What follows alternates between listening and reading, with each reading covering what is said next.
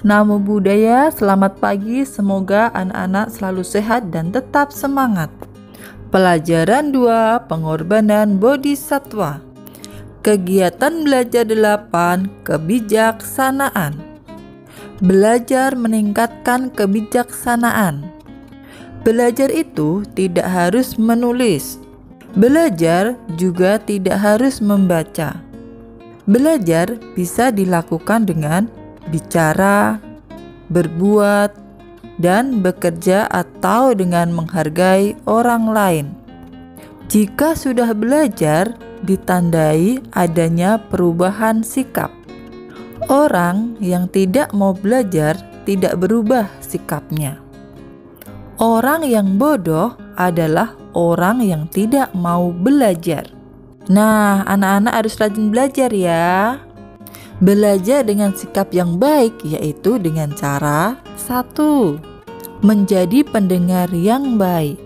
Contohnya, ketika guru sedang menjelaskan atau orang tua sedang menasehati, anak-anak harus mendengarkannya dengan baik. 2. Saling membantu.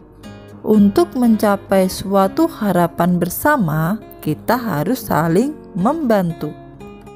3. Saling menyayangi. Kita harus saling menyayangi. 4. Saling memberi perhatian. 5. Bersikap baik kepada orang lain. 6.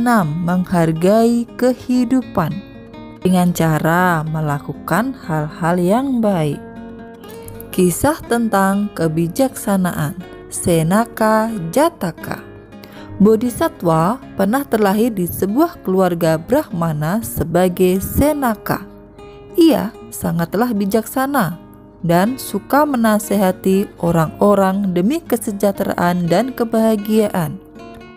Pada saat itu, hiduplah seorang Brahmin tua yang memiliki 1000 keping uang emas. Demi keamanan uangnya, ia menitipkan uangnya pada sebuah keluarga. Namun, keluarga tersebut menghabiskan seluruh uangnya untuk kepentingan mereka sendiri.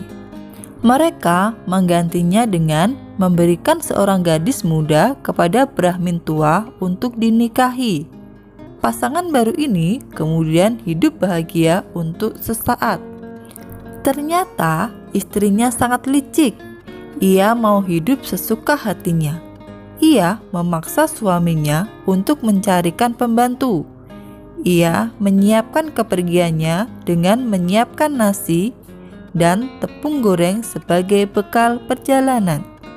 Setelah memasukkan bekal ke dalam tas, orang tua yang malang itu meninggalkan rumahnya dan pergi dari satu tempat ke tempat lain untuk mengumpulkan uang. Suatu hari, karena merasa lapar, ia beristirahat di bawah pohon dan membuka tasnya untuk memakan bekalnya. Setelah memakan sedikit tanpa menutup tas kembali, ia pergi ke parit terdekat untuk minum. Pada saat itulah seekor ular yang mencium bau tepung goreng merayap masuk ke dalam tas. Brahmin tua kembali dan tanpa mengetahui adanya ular berbisa, menutup tas dan membawanya. Untuk membangkitkan Brahmin tua itu, sesosok dewa pohon berkata, "Oh Brahmin, jika kamu pulang, istrimu akan mati. Tetapi jika kamu tetap meneruskan perjalanan, kamulah yang akan mati." Brahmin tua yang ketakutan itu tidak tahu harus bagaimana. Ia tidak mengerti maksud dari kata-kata tersebut. Beruntunglah pada saat itu adalah bulan purnama. Banyak orang berkumpul untuk mendengarkan ajaran Pandit Senaka. Brahmin yang ketakutan itu masuk ke dalam gedung dan duduk menangis di suatu sudut. Melihatnya menangis, Pandit Senaka menanyainya, seolah-olah ia melihat segala sesuatu dengan mata dewa. Ia tahu yang telah terjadi. Ia menyuruh salah satu orang untuk mengambil sebuah tongkat panjang dan membuka tas itu. Kemudian ular yang bersembunyi di dalam tas merayap keluar. Orang-orang menggiring ular tersebut keluar tanpa menyakitinya. Akhirnya Brahmin tua yang malang itu selamat berkat kebijaksanaan Bodhisattva.